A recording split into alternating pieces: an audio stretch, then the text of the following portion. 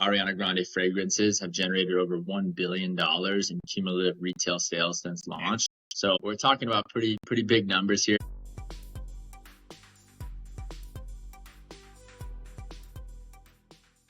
Hey, welcome back to E-commerce on Tap, brought to you by Sourcify and Izba. I'm your host, Nathan Resnick, joined by my co-host, Aaron Alpeter. Aaron, before we dive in, I want to first give a quick overview for those that are joining us for the first time here about what E-commerce on Tap is. Yeah, first off, thanks for joining. We have a lot of fun doing this. Each season, we take an industry and we go really deep on it. We'll do a deep dive at the beginning of the season to bring you up to speed with why that industry is the way it is. Then we do 6 profiles of well-known companies.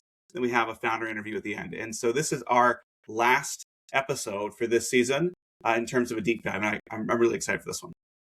Yeah, today we're covering Ariana Grande and her fragrance empire, if you will. We've touched on a lot of celebrity-driven brands like this. And so today we're going to go really deep behind the scenes in terms of what actually makes a celebrity-driven brand successful, the supply chain, the scope, the partnership, kind of everything in between. But before we dive in, were there any tidbits that caught your eye the past week? Yeah, there was one that I read about FedEx, and they recently surpassed UPS in terms of, I think, having the largest market cap of the major carriers.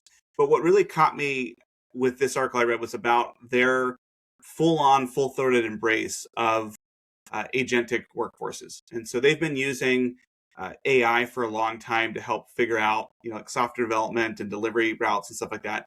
But what they've really committed to doing, starting in 2027 and then through 2030, is to basically build out these agentic workflows in every aspect of their business. I think a lot of people are talking about this, and they just went on the record and said that they're going to put a date to it. But it was just really interesting how they want it to be core to over half of their operational workflows. Yeah, that's pretty wild. I mean, to see the consolidation and to see them really execute on their AI strategy here, I mean, that's awesome. Yeah, they mentioned that the hardest part is going to be getting all of the data connected and synchronized, which, as someone who's been playing around with AI in our own business and with some of our clients, that is the hard part. Because it's like, okay, how do you figure out what data is acceptable or needed for a particular problem? And, you don't want to give it too much data because then it won't know what to emphasize. And so it's a really interesting part. I can't imagine what it looks like for somebody at FedEx's scale. Yeah, it's pretty amazing to see the efficiencies that different businesses can etch out with AI in today's world. I had a reporter reach out to me from Forbes asking about Izba's 10th birthday, and that's coming up pretty quick here in April. So Izba has been around for almost 10 years. How does that feel, Aaron? It feels weird. It's like, where did my life go a little bit? But no, it's been a lot of fun. I can't believe that the company is turning 10, and it is beyond my wildest dreams for what we could have done, even just starting out. So, yeah, it's a lot of fun. Well, I mean, to see the number of people you've helped, implement and execute their supply chain and scale their supply chain, and the amount of challenges that every supply chain team member has faced over the past decade is pretty wild. I mean, I don't even think you could count on 2 hands the number of challenges that has come up in the past, even 3 years, right? And just to see, all the turns and changes that has happened over the past decade, I think it's been pretty eye-opening for everybody in the ecosystem. I appreciate it, man. Yeah, I think between COVID and these tariffs, it's been at least 3 lifetimes. I believe it. Well, today, diving into Ariana Grande and kind of this whole celebrity fragrance dynamic, I mean, it's really just an incredible eye-opening story, right? Because a lot of times in the news, we hear about these celebrity-driven brands, and we don't quite understand how they're developed, how the partnership comes to be, what the supply chain looks like, and even what scale they are at. So I think we should really kind of start there in terms of, going deep on this deep dive in this season around fragrance. Yeah, perfume is one of the most profitable products in the entire luxury category, and it really feels like everybody is starting a fragrance brand, or at least has at some point in time. As we think about this being the last deep dive episode for this season of E-commerce Tap, I think it's important that we step back and look at just some of the strange things about perfume. And we went over a lot of these in our category kickoff episode. Perfume is one of the most profitable products in luxury, and yet it only costs a few dollars to actually manufacture the juice. So a bottle of perfume that sells for $120 may cost $1.20, $2 for the actual oil or fragrance that matters. I think about like the alcohol, the packaging, all those sorts of things. The real value in fragrance isn't the ingredients, it's the brand identity that's attached to that scent. And I think it's very, very different from some of the other things that we profiled and some of the other things that we buy. It really is about what kind of club you're joining. And so luxury companies realized, decades ago, that perfume could be a really good entry product to help people get into that ecosystem. I think most people are probably not going to spend $10,000 in a handbag ever, but they may buy a $300 bottle of perfume because it feels like owning a piece of the brand. Yeah, I mean, it's pretty wild, right? Because I feel like we couldn't do a season about fragrance without touching on celebrity fragrances. And I feel like, once that formula worked for fashion houses like Chanel and Dior, the kind of industry as a whole really realized something else, that like if perfume can monetize the identity of a luxury brand, it might also be able to monetize the identity of a celebrity, right? And so I think the thesis really stemmed from the idea that the modern celebrity fragrance industry, which, kind of for a time became a very strange but also very profitable corner of consumer products, is kind of really what we're reviewing today as a whole, right? Yeah, absolutely. And so like let's kind of go back and take a look at some of the heyday of celebrity fragrances. So, let's go back to the mid 2000s, and it was kind of something where every celebrity almost automatically got a perfume deal. If you were famous enough, there was a company that was willing to put your name on something or to sell something. And so the list of celebrity fragrances from this era is almost comically long. So Britney Spears had Fantasy, Jennifer Lopez had Glow, Katy Perry had Purr, Justin Bieber had one called Someday, Taylor Swift actually had one called Wonderstruck, and even like TV stars like Snooki launched Snooki Couture. And I mean, there were fragrances tied to athletes, actors, reality stars, and even political figures. And at one point, Donald Trump released a perfume called Success by Trump, and Diddy launched a fragrance that was ironically called Unforgivable. Oh man, it seems like everyone had a fragrance brand of their own. Yeah, it sure does. And some chose not to try too hard with their naming. Michael Jordan had Michael Jordan Cologne. Lionel Messi had Messi Eau de Parfum. Sophia Loren had Sophia Loren. Paris Hilton had Paris Hilton. And not to be outdone by her co-star, Nicole Richie had Nicole Richie Fragrance. Shakira had S by Shakira. And I hear that paired well with Mariah Carey's M by Mariah Carey. Halle Berry simply had Halle. And Naomi Campbell and Kate Moss had namesake fragrances, while Bruce Willis had Bruce Willis Man, and Jay-Z had Gold Jay-Z. Wow, is that it, or is there more? Well, not quite. There's a few other notable ones. So I would include like Heidi Klum had Shine, Cher had Uninhibited, Sarah Jessica Parker had Lovely, Patrick Dempsey was Unscripted, Reese Witherspoon had Bloom, Antonio Banderas had Devola, David Beckham was Instinct, and Victoria Beckham was Intimately Beckham. Nicki Minaj had Pink Friday, Beyonce had Heat, Avril Lavigne had Black Star, Drake had Drake Fragrance Oil, and of course, every Kardashian had one as well. Okay, I feel like we're gonna have to cut this short because it seems like the list goes on for like 100 or more that you could read through. But I think we all get the point. Why in the world would we need another fragrance brand? And it's just pretty wild to see the number of celebrities that launch their own fragrance brand. Something must be going on with this category, right? And I think the way that I look at it is the problem really stems from most of these fragrance brands weren't really built to become lasting brands, right? They kind of launched with heavy marketing, spiked during the holiday season, and then, faded as retailers moved on to the next celebrity deal, right? Kind of just had this continuous hype cycle. And by the early 2010s, many department store buyers believe celebrity fragrance had burned itself out, basically. And, I think if you put yourself in a buyer's shoes, it makes sense just given the, few dozen names you listed. It seems like this is just this repetitive cycle that buyers got burnt out from. Yeah, you're absolutely right. And I think that's what makes This story is so interesting because just a few years later, after what we would consider the peak of celebrity fragrance, she launches a perfume called Ari and ends up building basically $1 billion company. And over time, that fragrance line became probably the most popular and successful celebrity fragrance business in the world. And I really think it's interesting because despite building a $1 billion company, she actually owns very little of it. And the more that I dug into this episode, the more interested I became in it as a case study for several reasons. It touches on a lot of the themes that we've talked about throughout the season, and so many of the companies that we profiled, whether it be Dead Cool or Le Labo or Fleur, they started out as a reaction against a brand like this one. Yeah, I mean, I'm excited for this as well. This does seem like kind of the perfect case study for celebrity fragrances for a lot of reasons. But I mean, there were and there are a lot of celebrity fragrances that you could point, but perhaps kind of the most important, in my opinion, was Elizabeth Taylor, who built a very successful and surprisingly durable fragrance brand in the 80s all the way through the early 2000s, right? And so, I think there's some brands of that list that really stick out and had some, lasting staying power.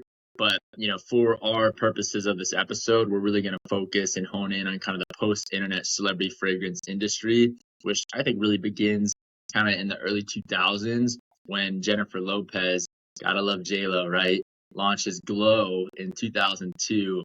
And this fragrance that she launches really becomes an enormous, and I mean huge, huge commercial success that proved that celebrity identity can really drive perfume sales globally. Yeah, and after the success of JLo, the licensing model spreads like wildfire. Britney Spears launches Fantasy, Faith Hill, Shania Twain, Jessica Simpson, and even Mary-Kate and Ashley Olsen build an entire fragrance portfolio. And while it felt that every major celebrity had a fragrance business, these fragrances were rarely operated by the celebrities themselves. Instead, they were run through a licensing agreements and where fragrance companies that already had the infrastructure and oftentimes the sense would produce and distribute these perfumes globally.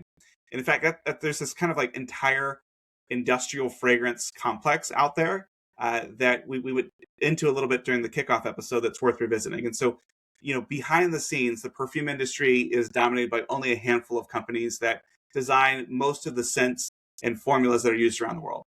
So there are major fragrance houses like Givaudan, Firmenich, IFF, and Simrise, which employ professional perfumers that people would call noses in industry, and they create the scent compositions used by the brands.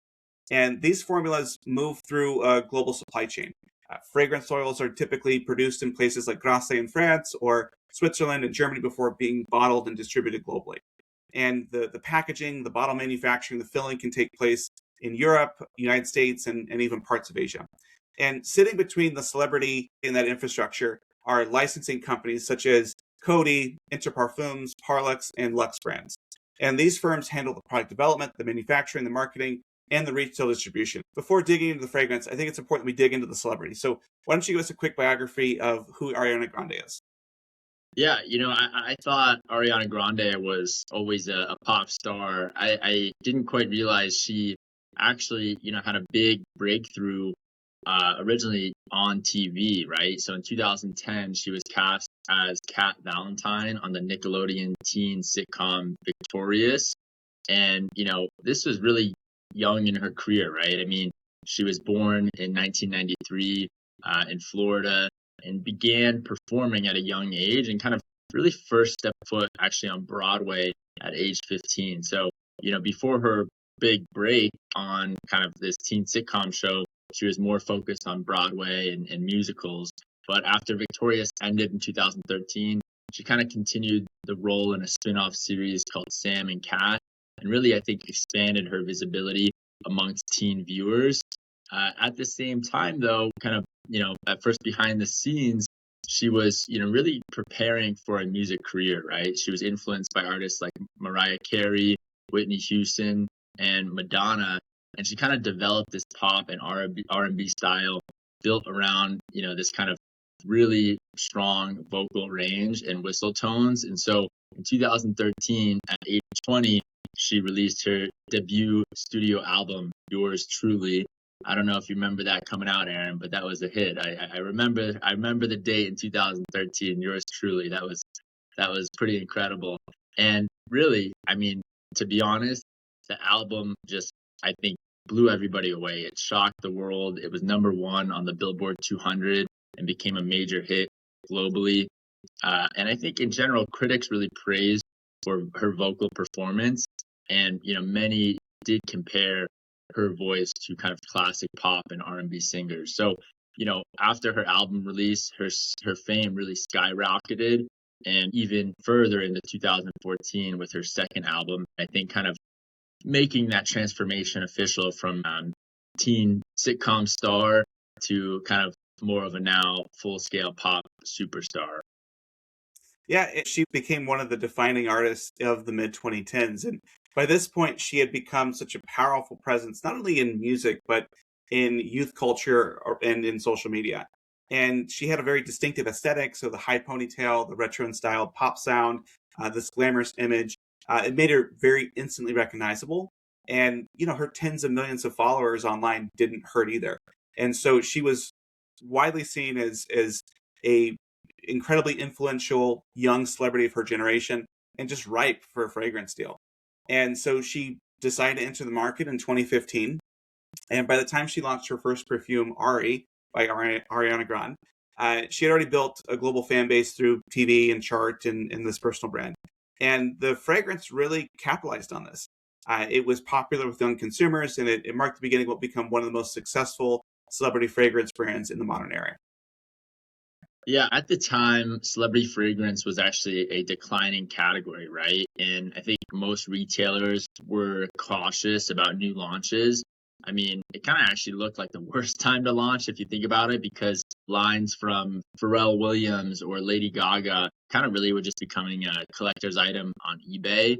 But I think one thing that made Ariana different and really kind of gave her an edge was she had this massive digital fan base that was already, really deeply engaged with her online. And so instead of relying, entirely on department store marketing, Ariana's fragrance really kind of could reach millions right off the bat on social media. Yeah, and when a celebrity launches a brand, what does that market look like? I mean, so many times when we profile a founder or a company, we think about the long struggle of founders. I mean, I think the founder of Deadcool was working on it 7 years before it actually took off. And so this doesn't feel like it's a one of those suffer in isolation before people start to notice sort of things. Yeah, it's a really good question. I mean, celebrity fragrance launches, like Ariana Grande perfumes, isn't really entirely built by the celebrity themselves. It's really more so a structured partnership, right? So the celebrity provides the brand, the audience, oftentimes creative direction, but really while listening or partnering with a beauty operator like Luxe Brands in Ariana's case. And so they handle the product development, the manufacturing, and distribution. And so behind the scenes, you have fragrance houses that are actually developing the scent, and contract manufacturers that are producing the bottles, and then retailers like Sephora or Ulta that handle the final distribution. And so the development cycle for a fragrance is actually, relatively fast compared to other consumer products. You can go from kind of concept to store shelf in like 9 to 18 months. And once the brand is established, follow-up releases, often called flankers or variations on existing scents, can launch even faster. And so I think this is kind of an example in Ariana Grande's case. They had launched more than a dozen fragrances since her first one in 2015. So just the pace of iteration and product expansion is very fast in this space. But the real kind of scale engine in this industry is retail distribution. And so before production even begins, the brand is really pitching fragrance to large retailers like Ulta, Sephora, and other department stores. And retailers in this case are typically purchasing these products in advance, which of course helps finance production and kind of ensures that immediate shelf presence there when the product launches. And so sometimes you have an exclusive launch, right, to really build up hype and visibility into that storefront. But I would say because fragrance has high margins and strong emotional branding, it can scale extremely quickly. And I think a product too can move enormous volume. And once kind of a hero fragrance SKU becomes popular, you kind of have this breakout dynamic, and then extend into limited versions or multiple layers on top of that breakout SKU. And so I think ultimately, celebrity fragrance works because it combines kind of three powerful elements, right? Number one, a built-in audience. Number two, highly efficient licensing and manufacturing infrastructure. And number three, just global retail distribution that can put a product on thousands of shelves overnight. And, I think one thing maybe we should double click on is just the partnership dynamic behind Luxe Brands and Ariana and just the whole infrastructure. Because if I recall, Aaron, Izba had a deal they were exploring with at one point, right? Yeah, we've been lucky enough to talk with a couple of celebrities over the years, several TikTok influencers, etc. And so I think that it's a very interesting approach because on the one hand, it is kind of dumb. It's just like it doesn't matter what the product is, as long as someone's name is on there, people are going to buy it. Which is, I don't know, it's like a little bit frustrating, a little bit on some level, but on the same level, on the other hand, it makes perfect sense too. I mean, you're able to get in front of a lot of people, you're able to cut through the noise, your acquisition costs are super low.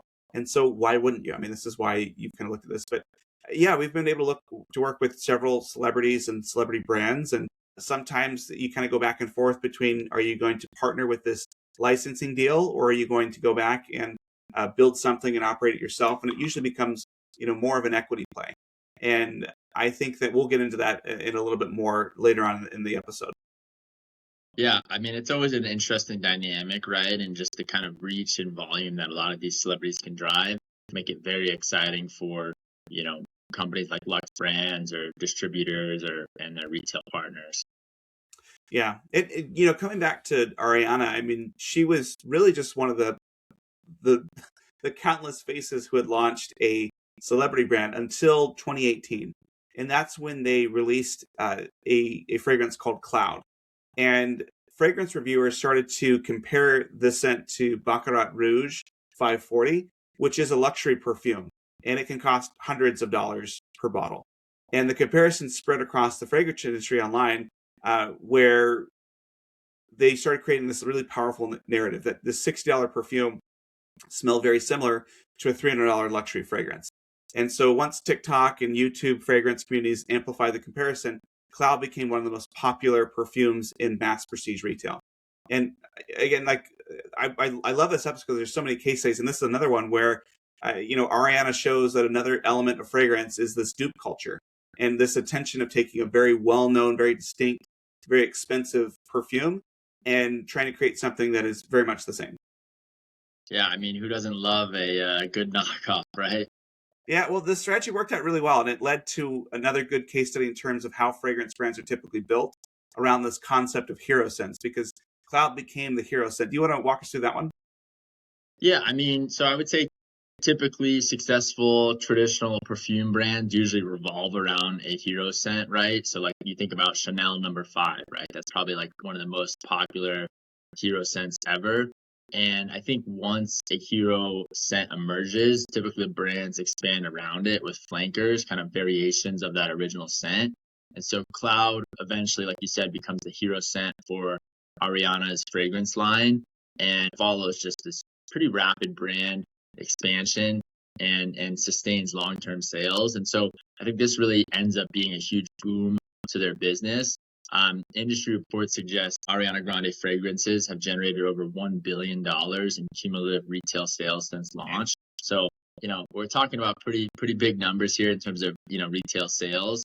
And I think one thing that every listener should kind of keep in mind is given this partnership structure with Sephora and Ulta, typically those retail partners are taking like 40 to 60% of the retail price. So maybe let's break down a $70 bottle for a better illustration, right? So you've got your retail margin in there, let's call that 50%, so $35. You've got product manufacturing, which is maybe all in with the bottle and everything, like $15 to $20. You've got marketing around $7 per. You've got Ariana's royalty of maybe $3. And it leaves you with an operating profit of like $5 to $10, right? Depending on product manufacturing and the royalty there. And so you can see kind of how, though the retail volume and scale is incredible, the actual net margin behind everything, once you kind of understand the unit economics there. It's still strong, but it's not as high as some other brands. And I think in general, celebrity fragrance royalties are typically 5 to 10% of wholesale revenue. And so we can estimate Ariana's probably earning a few dollars per bottle sold, which becomes very meaningful when millions of bottles are sold, right? So I think to kind of sum up the whole picture, you take $1 billion in fragrance sales over the last 10 years, that probably comes out to be around $100 million in net revenue or so. And the operator, Lux Brands, who controls and pays for the manufacturing relationships, distribution network, and many of the brand assets, probably brings in around 55 million a year in revenue. And so Ariana, kind of possibly makes 5 to 10 million, which is pretty incredible to say the least. And after it's all said and done, the profit margins, I think, net for Lux and Ariana, are pretty similar. Yeah, if Lux Brands is interested in a e-commerce on tap fragrance, I think Nathan and I would be open to that, if we get a similar deal as Ariana. But no, it's pretty fascinating. I think like this is a really interesting piece because it's easy to say Ariana Grande Fragrances is a $1 billion franchise. Like it's created $1 billion over the course of its pretty long life. And yet she owns very little of it. And the distinction here is that she owns royalties, not the underlying equity. And so to dig in a little bit more on who Lux Brands is, they are a New York-based beauty company that specializes in developing, marketing, and distributing prestige fragrances and beauty brands around the world. Their whole business is really focusing on celebrity-driven fragrance lines. And so their business model is partnering with well-known artists and media personalities to turn their personal brands into a global perfume business. So think like Khloe Kardashian, but also well-known brands like Cosmo Magazine and Hummer. I'm kind of curious what a Hummer fragrance smells like, so I'll have to try that one next time I see one at a store.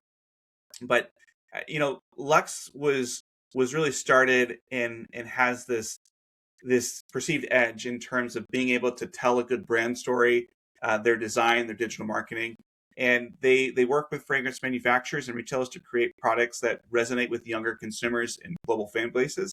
And, as a result, they are a major player in the celebrity fragrance space. And, to some extent, it's a bit of a machine where they kind of already know what the fragrance is going to be. They know what's playing well. They've got a lot of this forecasting and research and things that are going on. And it's just a matter of finding the right vehicle, the right celebrity or car company to tie it to.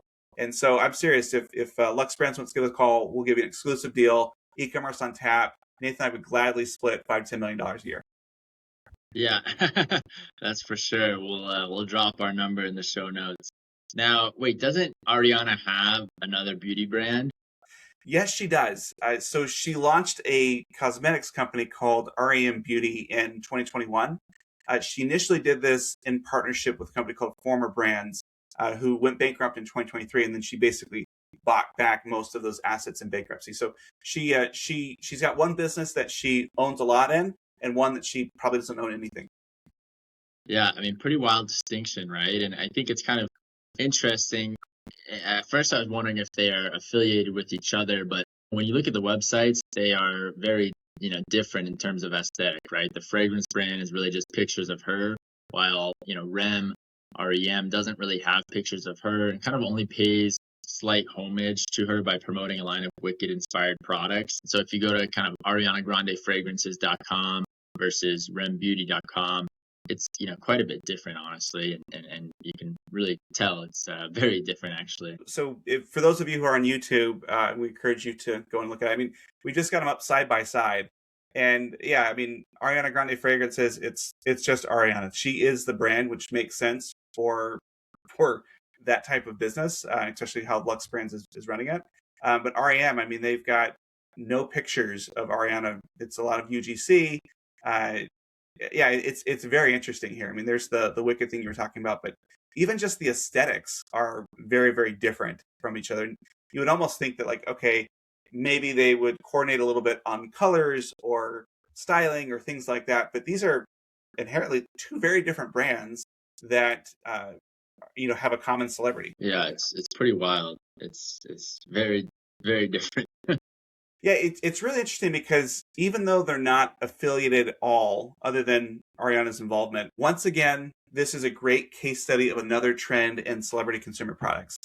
Over the past 20 years, celebrity consumer products have evolved through several models. There's been licensing deals, founder owned brands, and then this portfolio strategy that combines both. And so, to dig into those a little bit more, the licensing model is the classic celebrity endorsement product strategy. They license their name to an operator who already has the product and the infrastructure. And the advantages there is it's very little operational responsibility. They're really not doing a whole lot other than taking some pictures, promoting it, etc. You get very fast global distribution. You get immediate scale because that's already all been built out by your partner. But the downside for the celebrity is it's very limited ownership, and most of the value sits with the operator, not with the celebrity whose name it is. Uh, the founder model is relatively new over the last 20 years, and this is where celebrities started launching companies that they actually own. So whether it's like Kylie Jenner with Kylie Cosmetics, Rihanna with Fenty Beauty, Jessica Alba with the Honest Company, the list really goes on and on. These businesses really started to function more like venture-backed businesses, and a lot of times they were venture-backed. And for the celebrity, there was large equity upside. There was control over the brand direction. It was really something that they were building. But the downside is that these are hard, right? Even with the celebrity backing, it is difficult to build a long, durable business that somebody else wants to buy. And when you look at these two models, the most sophisticated celebrities are starting to combine both of these. And so they're building multiple consumer businesses with different structures. And so I think about like Ryan Reynolds, who helped build out Aviation Gin, which sold to Diageo, Mint Mobile, which sold to T-Mobile. He's kind of had that playbook. George Clooney had Casamigos Tequila, which also sold to Diageo. And of course, Ariana Grande is there. And so I think for her, as you look at her portfolio, the fragrance is obviously a very large scale royalty cash cow, and REM Beauty is potentially a long-term equity asset. And so I'm kind of curious, like, which one do you think is more valuable to Ariana? Which one would you rather own? Would you take the cash or take the equity? Yeah, I mean, it's a good question, right? I think if you look at it from like a sale perspective, right, growing beauty brands typically sell for 3 to 5x revenue. And, on the other hand, let's say Ariana's fragrance franchise generates, I don't know, 50 to 70 million annually in wholesale revenue, then, that franchise might typically be worth, 150 to 350 million. But most of that equity is probably sitting with Lux Brands. So, we're not quite sure what she gets beyond royalty checks. But compare that to REM, which even if it has smaller revenue, Ariana has obviously a much, much greater equity stake in that company. So on paper, I would probably say REM is worth a lot more to her in terms of personal net worth.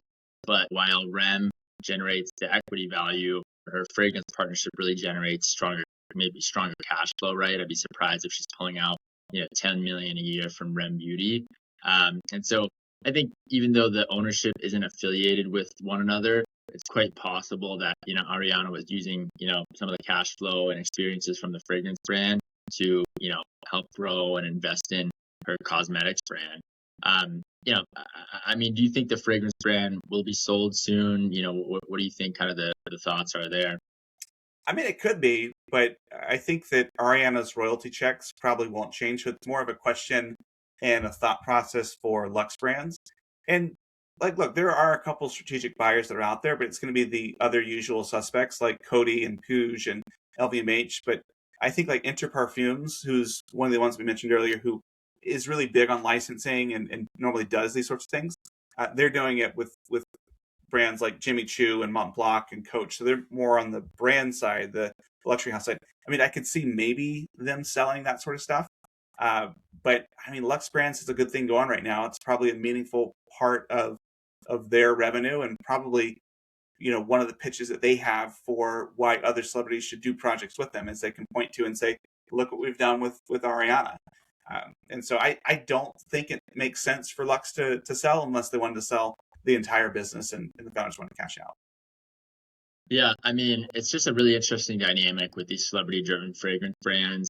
And I think this whole, season has been just a really incredible take on fragrance as a whole. I mean, we've got, an interview coming up in 2 weeks with someone that's been, building, investing in, and exiting multiple businesses over their career. And really decided a few years ago, despite all their success elsewhere, that they wanted to build a fragrance brand. So definitely, make sure you stick around for that. But as I think about everything I've learned from this episode and all of the other companies we've profiled, I've got to kind of ask, what are your biggest takeaways when it comes to fragrance? What should people really walk away with here? I think my first honest reaction is just wow. Like, what an amazing, what an exciting category. From just the history of nobility who wanted to smell like flowers, to selling the concept of an emotion or a memory, to celebrity fragrances, to the industrial complex that powers everything. I mean, this is a really fascinating industry that I know very little about before we went on this journey together. And so it's one of the fastest growing for a reason. And I'm really excited to kind of be a part of it going forward. I think despite there being so many fragrances out there and so many celebrity brands, there's still plenty of room for people to make a play, because at the end of the day, you're either selling your persona or a mission, or you're selling access into a tribe that relies on a common memory or an emotion that pretty much anybody can experience. So there's really nothing quite like it out there. Yeah, I mean, I'm impressed just by the back end, right? Because I think physically speaking, there's not a ton of differences between $1,000 bottle and a $60 bottle, but the margins are incredibly high. Really, the kind of most expensive part is probably the packaging and the shipping if you're going a D2C route. The actual, perfume itself is, very, very affordable to produce in terms of the formula. But it's also kind of the best and worst type of D2C category, right? Because on the good side, it's very small and lightweight and kind of has sturdy packaging, so it makes logistics and shipping easy. But on the other hand, really until recently, it was near impossible to sell this online. And so it's something that has to be experienced. Very few people are kind of just buying perfume online, or at least traditionally were. They wanted to go try a scent in store. And so I think, one thing I've thought about is, have I found myself kind of doing anything different in my personal life as part of this season? Yeah, have you? Not necessarily. I mean, I've been a Dr. Squash fan and user for quite some time now, and really love that brand. So I'm staying loyal there. Well, I've completely rediscovered fragrance in my own personal life. I used to wear fragrance in like middle school and high school and into college. It was just kind of something that you had and you would use. But I actually stopped wearing fragrance when I worked at the Lipton Tea Factory. And this is kind of a funny story, but the reason being is that uh, tea absorbs fragrance from its environment really, really strongly. And there's this story that was told my first week there. In Lipton, they have what they call a master tea taster, and so they have this whole network of people who calibrate their palates around the world. So they say, okay, this is what Lipton should taste like, and this tea taster tastes every batch that comes off of the line to make sure it's up to the quality that's there. And this was decades ago, but the tea taster was going through and was trying something that came off a machine and said it's not quite right. And so he basically went down to the floor, went down to the machine, found the operator, and said, "I can taste your perfume. I need you to go like wash it off and go back to your machine." And it was wild. I mean, it's just, and so I kind of like had to stop wearing fragrance as well, and didn't really get back into it until I started doing this episode. And now I love the idea of layering and figuring out how things can go together. And I just feel more confident about trying different things and kind of collecting things. And so it's been a really fun addition to my wardrobe and my expression for how I'm feeling that day. Yeah, that's cool. I mean, I am struck by just how the category has changed and grown, and in large part fueled by TikTok, right? You look at the explosion and just ramp of Fleur and Dead Cool and some of these other brands that we covered. And it's not to say that the shift is going away from the traditional chemicals that power all major fragrances. And I think people are really kind of going back to discovering the roots in an all natural and kind of herbal approach to the industry. So I think it's going to be pretty exciting to see where the industry goes in the next 5 to 10 years. Yeah, for sure. I mean, these businesses also don't traditionally get to be massive, but you don't really see like a road level acquisition in this space. But you don't need one because fragrance margins are so high. And so you can have a wonderful business for people that have a very modest scale of 20, 30, 40, $50 million. And if you own it completely, like it's a great lifestyle from the profit coming off. But even just as you're building that and you're kind of keeping to this prestige element, I mean, you can have multiple 9-figure exits for a business that's, doing under $100 million. Yeah, it's incredible. Well, this was a great episode of E-commerce on Tap, brought to you by Sourcify and Izba. Please subscribe, leave a review, and share with a friend. Aaron and I greatly appreciate you tuning into this episode, and we will see you next time.